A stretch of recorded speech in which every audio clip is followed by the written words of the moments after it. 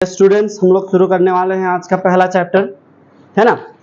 तो सबसे पहले देखो, तुम लोग के पास में नोट्स तो अवेलेबल है, मिल चुका है ना। हम लोग पहले लाइन बाय लाइन पढ़ेंगे ताकि तुम लोग जो नोट्स लिखे हो वो तुम लोग का गलती ना हो। अगर गलती है तो वो सुधार आ जाएगा, है ना, सब कुछ ठीक हो जाएगा। ओके, ठीक है। तो लेसन 2 का क्वेश्चन है ये, ठीक है। क्वेश्चन है, साम्राज्यवाद बोलते की बोझो, साम्राज्यवाद उद्भवेर कारणगुली संक्षेपे वर्णना करो। ठीक है, इस तरह से भी क्वेश्चन आता है, ठीक है, 2+6 में। या फिर देख लो, दूसरी तरह से भी क्वेश्चन आता है। क्वेश्चन आता है उपनिवेशवाद और साम्राज्यवादेर राजनीतिक भित्ति आलोचना करो।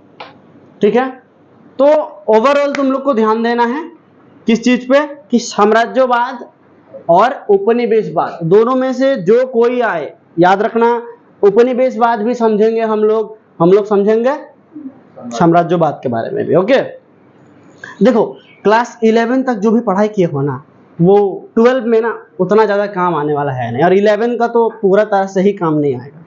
ठीक है, 12 में तुम लोग को बता ही दिया हूं मैं कि Indian history plus world history है ना। ये जो आज का चैप्टर है ये इंडियन हिस्ट्री से है ना, और वर्ल्ड हिस्ट्री भी रिलेटेड है ये, तो इसको समझना बहुत जरूरी है। मैं बहुत आगे का अगर नोट तुम लोग को करा दूं तो तुम लोग को अभी से अचानक से वो सब नोट समझ में नहीं आएगा। हम लोग को स्टेप बाय स्टेप समझना पड़ेगा। तुमको बताया था मैंने इसका पहले, है ना। ठीक है, तो हम लोग पहले समझेंगे साम्राज्यवाद के बारे में। ओके, देखो बोला यहाँ पे हम लोग सबसे पहला पॉइंट लिख रहे हैं इंट्रोडक्शन, है कि नहीं। यहाँ पे तुम लोग अगर नहीं लिखे हो, तुम लोग चाहो तो लिख सकते हो इंट्रोडक्शन, या फिर शॉर्टकट में इंट्रो लिख सकते हो, INTRO इंट्रो, या फिर भूमिका भी लिख सकते हो चाहो तो। ओके, शुरू करें। ओके, शुरू करते हैं। देखो हम लोग लिखे हैं यहाँ पे कि साम्राज्यवाद के इंग्रेजी ते इंपीरियलिज्म बोला है। ठीक है, तो साम्राज्यवाद को इंग्लिश में क्या कहते हैं, इंपीरियलिज्म कहते हैं। एटी लैटिन शब्द इंपीरियम থেকে এসেছে। ये शॉर्ट क्वेश्चन है, ध्यान देना। ठीक है, मतलब ब्रॉड से ही बहुत सारा शॉर्ट क्वेश्चन निकलने वाला है। ठीक है, पहले ही बता दूंगा कहाँ कहाँ से शॉर्ट क्वेश्चन आता है। तो ये शॉर्ट क्वेश्चन है कि साम्राज्यवाद का इंग्लिश प्रतिशब्द, ठीक है, इंग्लिश प्रतिशब्द मतलब इंग्रेजी शब्द वो क्या है, वो है इंपीरियलिज्म। ओके, नेक्स्ट देखो एटी कौन भाषा থেকে এসেছে। तो जब भाषा का बात आता है तो याद रखना पूरा कंफ्यूजन रहता है स्टूडेंट लोगों में, ग्रीक भाषा की लैटिन भाषा। हमेशा जाना है किधर, लैटिन की तरफ। ओके, तो ये जो इंपीरियलिज्म वर्ड है ये कहाँ से आया है, लैटिन शब्द से आया है। ओके, अच्छा आगे देखो, बोला है लैटिन शब्द कौन सा, इंपीरियम থেকে এসেছে। तो लैटिन शब्द कौन सा वर्ड, इंपीरियम शब्द से आया है। ठीक है, अच्छा कंफ्यूजन तो नहीं है ना थोड़ा सा भी। देखो थोड़ा सा भी कंफ्यूजन होगा पूछेगा हमको। ओके, फर्स्ट क्लास है, ऐसा ना हो आज यहाँ से साहिल भैया से सुन के गया, कल जाके घर में पूरा कंफ्यूज। अब अगर क्वेश्चन आ गया कि जो इंपीरियम शब्द है ये किससे आया है ना, क्या लिखे आंसर में, आंसर में किस वर्ड से आया है अगर पूछा जाए, कौन शब्दों थे के, शब्दों में याद रखना तुम लोग को लिखना है इंपीरियम। कौन सा वर्ड से आया है, वो है इंपीरियम से आया है, इंपीरियलिज्म। लेकिन कौन सा भाषा पूछा जाए, भाषा कौन सा होगा, लैटिन होगा। Very good. अच्छा आगे देखते हैं, बोला যখন কোনো একটি শক্তিশালী দেশ অন্য কোনো দুর্বল দেশের উপর আক্রমণ করে তাকে দখল করে শাসন ও শোষণ করে একেই সাম্রাজ্যবাद बोला है। देखो बहुत इजी है, बोला गया है, इधर ध्यान दो, कंसंट्रेट इधर रखो। बोला गया है जब भी कोई देश, जब भी कोई शक्तिशाली देश, ठीक है, जब भी कोई शक्तिशाली देश क्या करेगा, एक छोटा सा देश या फिर दुर्बल कमजोर देश के ऊपर में क्या करेगा, आक्रमण करेगा, और आक्रमण करके दखल कर लेगा, दखल करने के बाद उसको शासन और शोषण करेगा। शासन शोषण क्या होता है, थोड़ा सा तो कंफ्यूजन आएगा ये सब में, है ना। सोचो, नॉर्मली बता दे रहा हूं, अमेरिका एक शक्तिशाली देश है, रशिया शक्तिशाली देश है, चीन शक्तिशाली देश है, और इंडिया भी शक्तिशाली देशों में ही गिना जाता है, राइट। याद रखना कि अमेरिका जैसा देश अगर किसी देश को आक्रमण किया, लाइक सोच लो छोटा देश कौन सा है, हम लोग के आसपास में नेपाल भूटान छोटा छोटा देश है, तो ऐसे देश को आक्रमण कर दिया कौन? अमेरिका।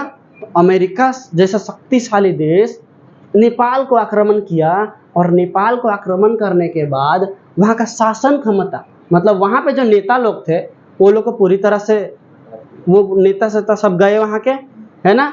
अब वहाँ पे अपना नियम कानून लगा दिया, ये हो गया अपना नियम कानून लगा के वहाँ पे अच्छा से शासन वासन कर रहा है।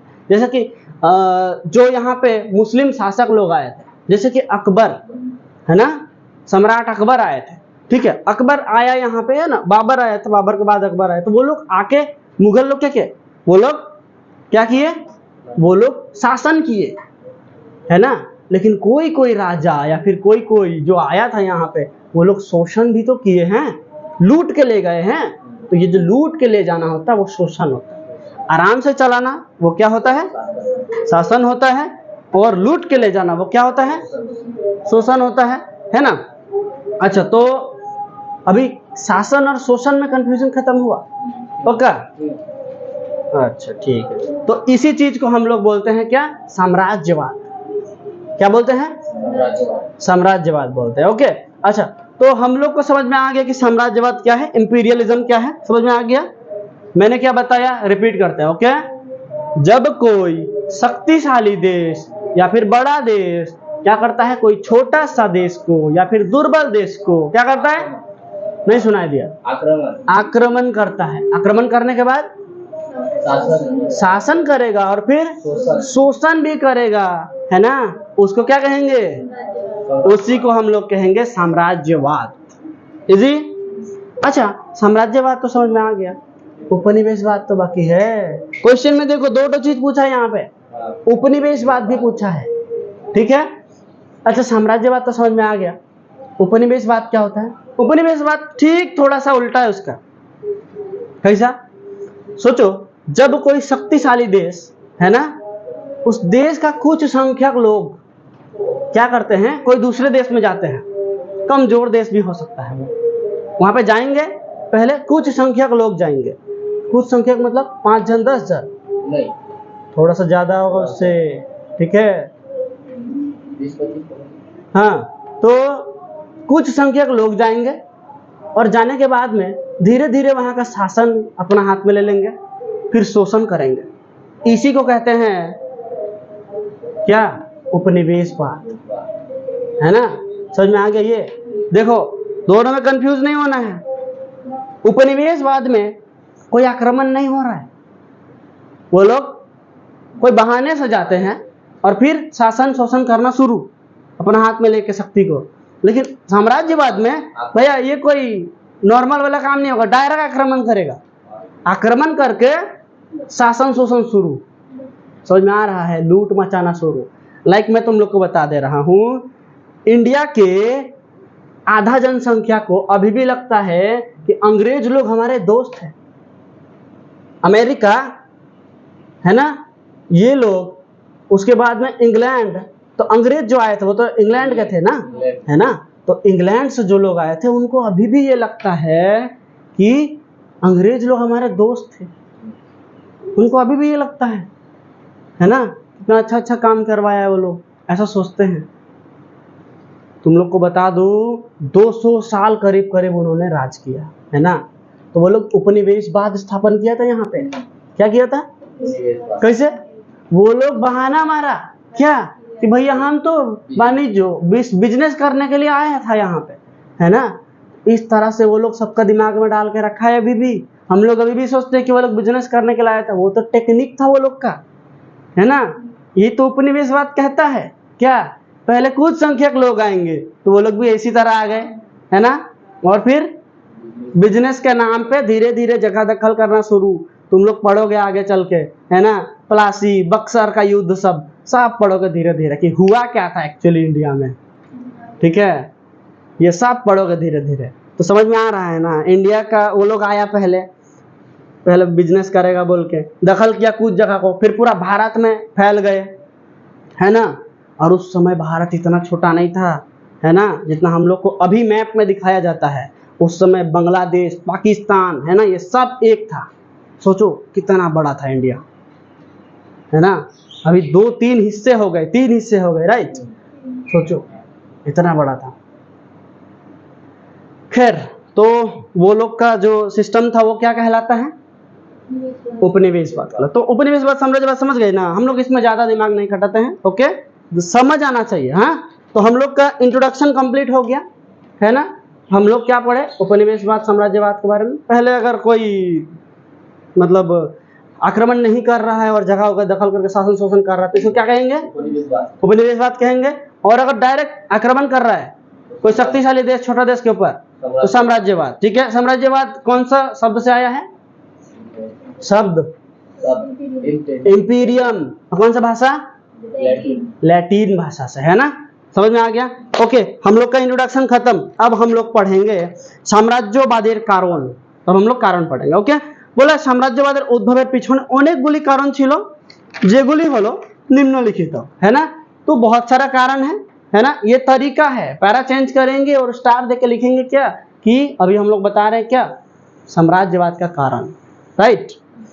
तो इसका बहुत सारा कारण है, हम लोग इसको अभी लिखेंगे। नंबर 1 पॉइंट देख लो, यहाँ पे हम लोग लिख चुके हैं, है ना। नंबर 1 पॉइंट जो है उसको भौगोलिक आविष्कार। नंबर 2 है धर्म प्रचार। नंबर 3 है अर्थनैतिक लुंठन। नंबर 4 जनसंख्या वृद्धि। नंबर 5 शिल्प विप्लव। नंबर 6 जातीय श्रेष्ठता प्रचार। और लास्ट में हम लोग हर एक नोट के में लास्ट में हम लोग क्या देते हैं? उपसंहार या फिर कंक्लूजन देते हैं, राइट। ओके, तो अब भौगोलिक आविष्कार के बारे में शुरू करते हैं। ओके, ध्यान से देखना लाइन से, आपको कहीं पे भी गलती है तो ठीक कर लेना है। আচ্ছা, ইউরোপের লোকেরা আগে বিশ্বের ভূগোল সম্পর্কে জানতো না। তারা ভাবতো জমি শুধু ইউরোপেই অবস্থিত, কিন্তু তাদের এই ধারণা ভুল প্রমাণিত হলো যখন 1492 খ্রিস্টাব্দে স্পেনের একজন নাবিক ক্রিস্টোফার কলম্বাস আমেরিকা আবিষ্কার করেন। এরপরে 1498 খ্রিস্টাব্দে পর্তুগিজ নাবিক ভাস্কো ডা গামা ভারত আবিষ্কার করেন। এরপরে ইউরোপের বড় বড় দেশগুলি নতুন নতুন দেশগুলি আবিষ্কার করে তাদের দখল করা শুরু করে দেয়। এইভাবে জন্ম হয় साम्राज्यवादेर। देखो साम्राज्यवाद इंट्रोडक्शन में क्या पढ़े थे, याद है ना? एक बड़ा शक्तिशाली देश छोटा सा कमजोर देश को क्या करता है? आक्रमण करता है, फिर शासन शोषण शुरू, यही था ना। पहला पॉइंट ये कह रहा है, भौगोलिक आविष्कार ये कह रहा है कि यूरोप के जो लोग थे ना, यूरोप महादेश के, है ना। तुम लोग जब मैप में देखोगे बढ़िया से तो समझ में आएगा तुम लोग को इसको, ठीक है। ओके, तो चलो मैं तुम लोग को मैप दिखाता हूँ। फर्स्ट ऑफ ऑल इधर ध्यान दो। ओके, हम लोग इधर देखेंगे, ये देखो हम लोग का इंडिया इधर है ना। ये एशिया महादेश है, राइट। ये अफ्रीका महादेश, ये रहा यूरोप। यूरोप महादेश दिख रहा है ना? दिख रहा है तुमको? ओके, तो देखो ये यूरोप महादेश के लोग, ये लोग सोचते थे कि जमीन सिर्फ यहीं पे है और सब तरफ क्या है? पानी ही पानी है। ओके, तो ध्यान से सोचो इस बात को। वो लोग सोचते थे कि सोचो जैसे कि हम लोग का 8 नंबर हो गया, क्या ये हो गया यूरोप महादेश, ठीक है। और हम लोग यही सोचते थे कि 8 नंबर के बाहर जितना भी जगह है वो क्या है? वो पानी से भरा हुआ है। और वहां पे रहते हैं बड़े बड़े दानव। क्या रहते हैं? बड़े बड़े दानव रहते हैं। कि जैसे है तो हम लोग अपना जगह से निकलेंगे, 8 नंबर से बाहर जाने की कोशिश करेंगे, वो बड़ा बड़ा जो दानव है, दानव मतलब समझ रहे हो ना, राक्षस, ठीक है। तो वो दानव सब क्या करेगा? हम लोगों को मार डालेगा। इसीलिए वो लोग कभी भी निकलते ही नहीं थे। और एक धारणा उनके मन में बैठ गया था, हमेशा से फैलाया हुआ था, कुसंस्कार कहते हैं ना, सुपर स्टेशन, है ना। तो दिमाग में एक ठो वो लोग का भी डाल दिया गया था कि पानी में, पानी का हम लोग को पानी को पार नहीं करना है, समुद्र पार कभी भी नहीं करना है, ऐसा दिमाग में डाल दिया गया था। सबसे पहले ये जो धारणा था कि समुद्र में बड़े बड़े दानव रहते हैं, इसके बाहर कोई जमीन नहीं, इस धारणा को, ये सोच को गलत साबित कर देता है एक बंदा, जिसका नाम था क्रिस्टोफर कोलंबस। क्या नाम था? सब लोग सोचते थे, सोचो 8 नंबर के सब लोग सोच रहे हैं कि इसके बाहर कोई जमीन ही नहीं है। अचानक से एक जिसान नाम का बंदा, है ना, सोचो उसका नाम है क्या? Christopher Columbus. क्रिस्टोफर कोलंबस ने क्या किया? कब? 1492 में अचानक से वो बोलता है अरे भाई हम तो अमेरिका आविष्कार कर दिया, एक तो पूरा का पूरा देश आविष्कार कर दिया बंदा ने। अब सोचो उसका देखा देखी, ये कहाँ का नाविक था? स्पेन का नाविक कि पोर्तुगीज का? स्पेन का नाविक है ना। तो ये जो स्पेन का नाविक था, ठीक है, क्रिस्टोफर कोलंबस, इधर ध्यान दो, इधर ध्यान दो। स्पेन का नाविक मतलब स्पेन एक देश, वहां का एक तो नाविक, नाविक मतलब होता है जो नौका चलाते हैं, नौका चला चला के समुद्र पार किया, और समुद्र पार करने के बाद में तो देश आविष्कार कर दिए। बोला कि ये हम तो अमेरिका पहुंच गया, मतलब पूरा खुश है ना, नया जगह दखल कर लिया वो। ये खबर जैसे ही पूरा यूरोप में फैल गई, इसका देखा देखी ठीक कुछ साल बाद में, देखो इसने किया था 1492 में, 1498 में और एक ठो बंदा था जिसने क्या आविष्कार किया? भारत आविष्कार कर दिया, हम लोग का देश का आविष्कार कर दिया, वास्को दा गामा ने। अच्छा सोचो, इधर ध्यान दो, इधर ध्यान दो। देखो 1498 में इंडिया को आविष्कार किया गया, किसके द्वारा? वास्को डी गामा के द्वारा, है ना। बांग्ला में वास्को डा गामा बोलते हैं, हिंदी में बोलते हैं वास्को डी गामा, ठीक है। अच्छा सोचो 1498 में इसको आविष्कार किया गया, तो क्या 1498 का पहले इंडिया नहीं था? था, लेकिन एक बात को हमेशा याद रखना कि यूरोप का आदमी लोग के लिए पहली बार रिकॉग्नाइज किया गया, मतलब इंडिया नाम करके भी जगह है, भारत नाम करके भी जगह है, ये वो लोग को फर्स्ट दिखा, इसीलिए वो लोग बोलते हैं कि हम लोग आविष्कार किया। सोच, है ना, वो लोग दिखा फर्स्ट बोल के बोलते हैं हम लोग आविष्कार किया 1498 में। अच्छा बड़ी बात ये नहीं है कि वो लोग आविष्कार किए, बड़ी बात ये है कि अब जबकि एक बंदा ने अमेरिका आविष्कार कर दिया, दूसरा बंदा ने, इधर ध्यान दो, एक बंदा ने अमेरिका, दूसरा बंदा ने क्या? भारत आविष्कार कर दिया। हर जगह बात फैल गई, क्या?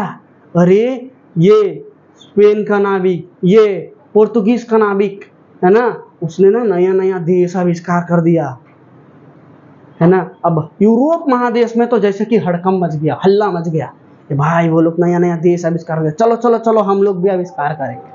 क्या शुरू हो गया? शुरू हो गया साम्राज्यवाद। कैसे? अगर नया देश दखल करेंगे तो क्या होगा? क्या होगा? अपना शक्ति बढ़ेगा, यही तो था साम्राज्यवाद, है ना। दखल करो, लूटो, यही तो था। शुरू हो गया साम्राज्यवाद। समझ में आ गया? हाँ, तो कारण समझ में आया कि क्यों दखल करना शुरू हुआ। भौगोलिक आविष्कार सबसे पहला कारण है, सबसे इंपॉर्टेंट कारण भी है, ठीक है ना। इससे भी इंपॉर्टेंट कारण है, मिलेगा हम लोग को। नंबर 2 की तरफ चलते हैं, ठीक है। नेक्स्ट पॉइंट का नाम है धर्म प्रचार, ठीक है। नंबर 2 है धर्म प्रचार। আচ্ছা বলা হয় সাম্রাজ্যবাদের আর একটি কারণ ছিল ইউরোপের লোকেরা পুরো বিশ্বে খ্রিস্টান ধর্ম প্রচার করতে চাইতো। তারা ভাবতো এশিয়া ও আফ্রিকার কালো অসভ্য লোকেদের খ্রিস্ট ধর্মের শিক্ষা দিয়ে সভ্য করে গড়ে তোলা তাদের দায়িত্ব। তাই তারা এসব দেশগুলি দখল করতে লাগে। बहुत इजी पॉइंट है। नंबर 2 पॉइंट क्या है कि यूरोप के लोग, अभी बताया था यूरोप महादेश, यूरोप के लोग ये सोचते थे क्या कि अलग अलग जगह दखल करेंगे और वहां के लोगों को हम लोग अपना जो धर्म है उस धर्म का शिक्षा देंगे। कैसे? वो लोग ये सोचते थे। देखो शॉर्ट क्वेश्चन आएगा यहाँ पे एक तो, ठीक है। इसको कहते हैं व्हाइट मैन्स बर्डन। ठीक है, क्या होता है? बोला गया है सादा चमड़ार बोझा बोलते हैं बंगला में। क्या बोलते हैं? सादा चमड़ार बोझा। तो वहां के जो गोरे लोग थे, है ना, यूरोप महादेश गोरे लोग, है ना, मंजित मत सोचना कि तुम भी गोरा है। अच्छा, तो यूरोप महादेश के जो गोरे लोग थे, है ना, वो लोग हर तरफ ये बात फैला दिए क्या कि हम गोरे लोग, हम सभ्य लोग टाई वाई पहनते हैं, शर्ट वर्ट पहनते हैं। हमारे इंडिया में तो ये सब चलता नहीं था, शर्ट वर्ट। क्या पहनते थे? धोती कुर्ता पंजाबी, ये सब चलता था ना, है ना। अभी भी गांव गांव में देखना जाके पहनते हैं लोग, है ना, बहुत सारा इलाका है जहां पे पहनते हैं। अच्छा, तो हम लोग का सब तरफ यूरोप महादेश में क्या बात फैलाई गई थी कि ईश्वर ने, ईश्वर मतलब गॉड, जिसने हम लोग को बनाया, ईश्वर ने उनको, गोरे लोगों को एक बोझ दे के भेजा है। क्या बोझ? बर्डन इंग्लिश में बोलते हैं बोझ को। तो बोझ दे के भेजा है क्या? कि तुम लोग जाओ दुनिया में और ये जो काले असभ्य लोग हैं, है ना, कहाँ कहाँ के, एशिया और अफ्रीका महादेश के काले और असभ्य लोग, उनको शिक्षा दो, उनको रास्ते पे ले आओ। तो ये बात फैला दिया गया। अब लोग सोचने लगे हाँ भाई वो लोग इतने गोरे हैं, लंबे भी होते हैं, इतने अच्छे भी दिखते हैं, है ना, हो सकता है सही बात कर रहे हो, है ना। खाने का भी वो लोग का तरीका है, हम लोग क्या करते हैं, एकदम चला जाता है ना, लेकिन वो लोग तो वही, है ना, चम्मच से खाते, स्पून से खाते भाई, है ना। तो ये था सब लोगों को। अब वो लोग अपना तरीका सिखाने लगे, ठीक है, अपना धर्म में वो लोग क्या करने लगे, सबको परिवर्तन करना शुरू कर दिए थे।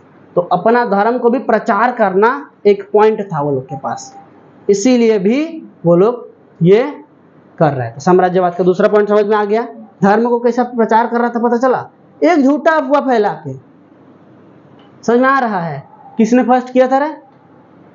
किसके द्वारा ये नीति लागू किया गया था? Rudyard Kipling.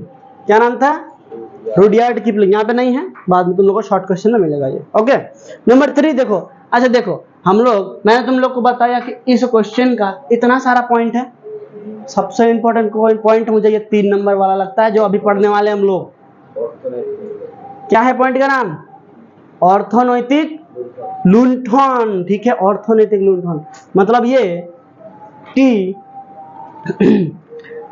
मैं बताता हूं, ठीक है, कि ये लोग अपना साम्राज्यवाद के लिए कोई भी पॉइंट हम लोग लिख लेना, सबसे ज्यादा इंपॉर्टेंट पॉइंट मुझे तो यही लगता है। कैसे? चलो अभी जानते हैं, सुन लो।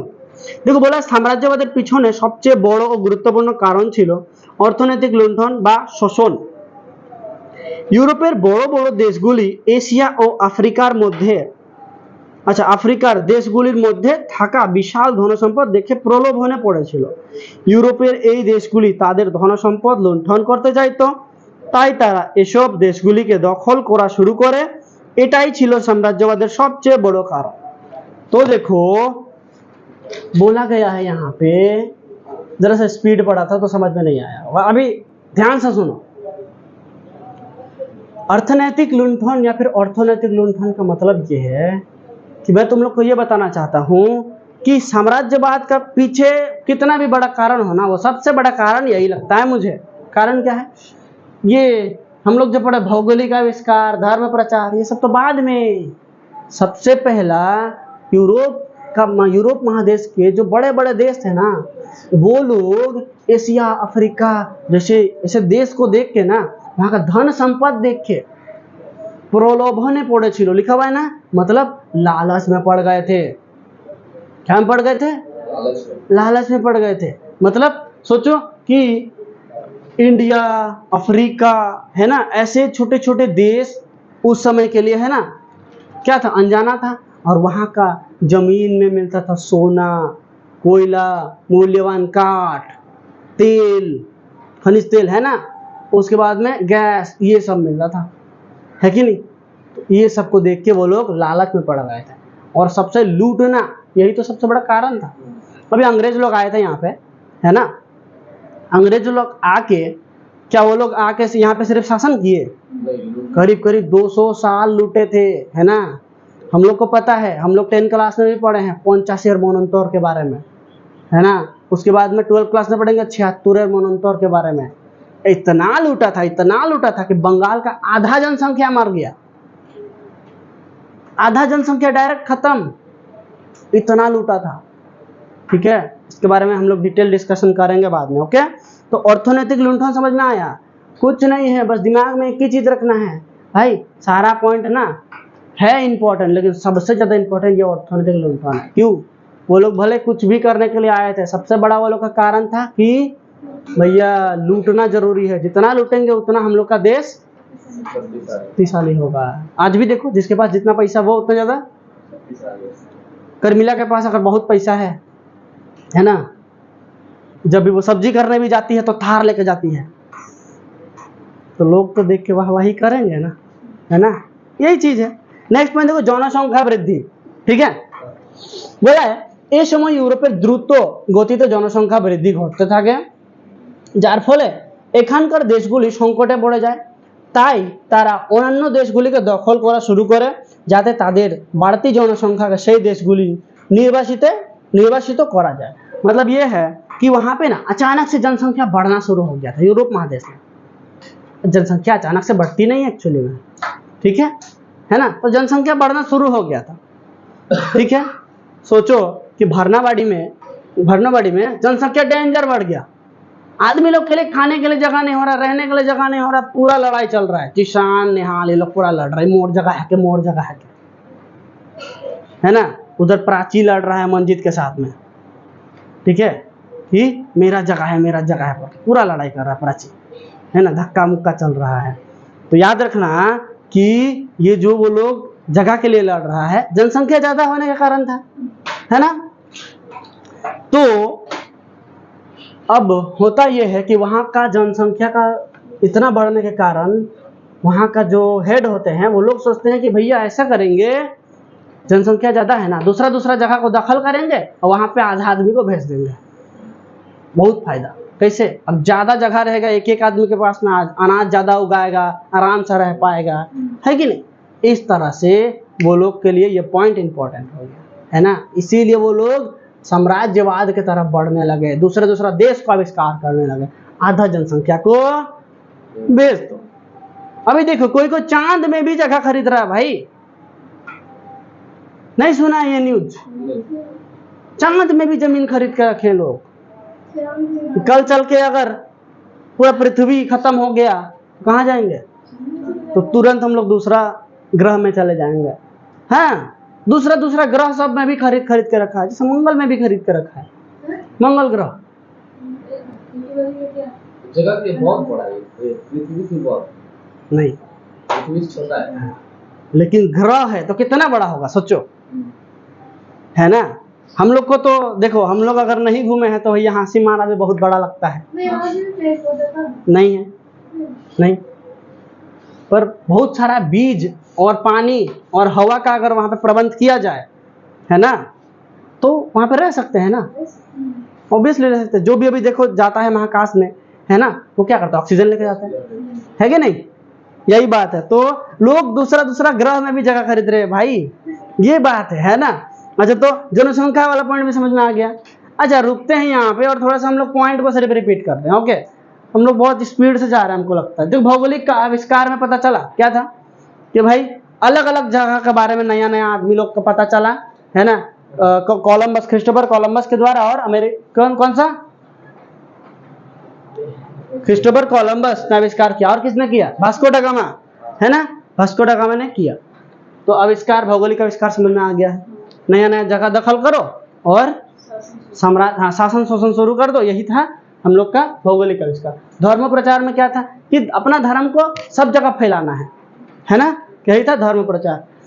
अर्थनैतिक लुंठन क्या था कि दूसरी जगह दखल करना है और लूटना है, यही तो था अर्थनैतिक लुंठन।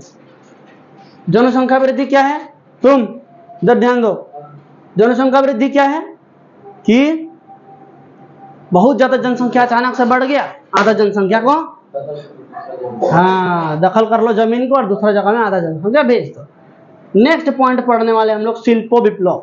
ठीक है, इसको इंग्लिश में कहते हैं इंडस्ट्रियलाइजेशन। ठीक है, शिल्पो विप्लव क्या है? यूरोप महादेश में सबसे पहले शिल्पो विप्लव होता है। शिल्पो विप्लव का मतलब पहले समझ लो। ओके, देखो पहले के समय में हर जगह में ये कपड़ा उपड़ा हो या फिर हर एक चीज हाथ से बनाया जाता था। क्या से बनाया जाता था? हाथ से बनाया जाता था। यहाँ तक कि कोई भी मशीन नाम का कोई चीज नहीं था। लेकिन सबसे पहले यूरोप महादेश में क्या होता है? मशीन बनाया जाता है। मशीन जैसे ही बन गया, हर एक चीज अब मशीन से बनने लगा, है ना। सोचो कि इंडिया के हर एक घर में कपड़ा बनाए जाते थे। कपड़ा जो बनाते थे 1 दिन 2 दिन 3 दिन समय लग जाता था एक ठो कपड़ा बनाने में। कपड़ा मोटा मोटा होता था। अभी अचानक से यूरोप महादेश में इंग्लैंड में मशीन बन गया। मशीन बनते ही 1 घंटे में 100 कपड़े बन गए। मशीन में, पतली पतली भी, पहनने के लिए भी आराम है, दाम भी थोड़ा कम है। नॉर्मल सी बात है, तुम 3 दिन में मेहनत करके बनाओगे तो पैसा तो ज़्यादा लोगे ना, हाँ, और वो 1 घंटे में बना ले रहा है, पैसा कम लेगा।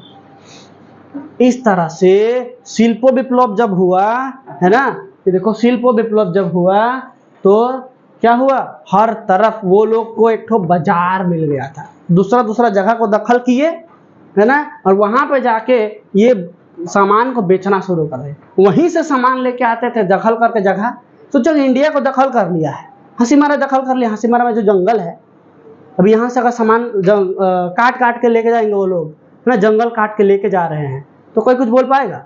अंग्रेजों को कोई कुछ बोल पाता था? नहीं, वो लोग दखल कर लिए थे। तो यही चीज है, वो लोग अलग अलग जगह को दखल करते थे, वहीं से सामान लेके आते थे, कपड़ा वपड़ा बनाते थे और वहीं पे बेचते थे ज्यादा दाम में। तो वो लोग को एक बाजार मिल गया था, इंडिया में भी हर तरफ बाजार जो मिल गया था, कमाने का इतना डेंजर दिमाग सोच ही नहीं सकते हम लोग, आज भी नहीं सोच सकते हम लोग, इतना डेंजर दिमाग था उनके पास में, है ना। तो समझ में आ गया ये वाला पॉइंट, शिल्प विप्लव। शिल्प विप्लव मतलब मशीन लग जाना, नया मशीन, और इसी के वजह से वो लोग नया नया जगह दखल करते थे, यहाँ से क्या करते थे, कच्चा माल लेके आते थे। कच्चा माल मतलब समझ आ रहे, तो जो प्रकृति से जो मिलता है उसको डायरेक्टली जब लेके आते हैं उसको कच्चा माल कहा जाता है, ठीक है। जैसे खनिज तेल, वो लोग तेल का कुआं खोदते थे, कहीं पे मिल गया तो वहां से खनिज तेल निकाले, है ना, मोटा मोटा एकदम लथलथ होगा वो, ठीक है, उसको लेके आएंगे, प्यूरिफाई करेंगे, तेल बन जाएगा, है ना, अलग अलग तेल, ठीक है, पेट्रोल डीजल ये सब निकलेगा, इसी को बेचना शुरू पूरा। हम लोग का जमीन से ही लेके जा रहे हैं, हम लोग को तो पता ही नहीं था ये सब के बारे में, सब कुछ वही लोग लिखा है। समझ में आ रहा है? तो शिल्प विप्लव समझ में आ गया। ओके, नेक्स्ट पॉइंट, जाति श्रेष्ठता प्रचार। ये धर्म वाला जो पॉइंट पढ़े थे ना वो इसी तरह का है। अभी देखो, जबकि क्रिस्टोफर कोलंबस या फिर वास्को डी गामा, ये लोग जो अलग अलग आदमी लोग जगह दखल किए थे, है ना, वो लोग के जैसे ही अब वो लोग अगर जगह दखल किए तो उनका जाति का नाम फेमस हो गया, है ना। सोचो कि तुम क्रिश्चियन धर्म से है तो बोल दिया कि तुमने अगर कोई नया बड़ा काम किया, एक बात तो हमेशा फैलती है, तुमको अगर जॉब मिल गया, एक बात तो कंफर्म है कि फैलती है, क्या सब लोग तुम्हारा स्टेटस लगाएंगे आजकल के दिन में, और बात होता है ना कि पता है तुमको ये जो क्रिश्चियन लड़की है इसने जॉब पा लिया, तो हर जगह फेमस हो जाती है ना।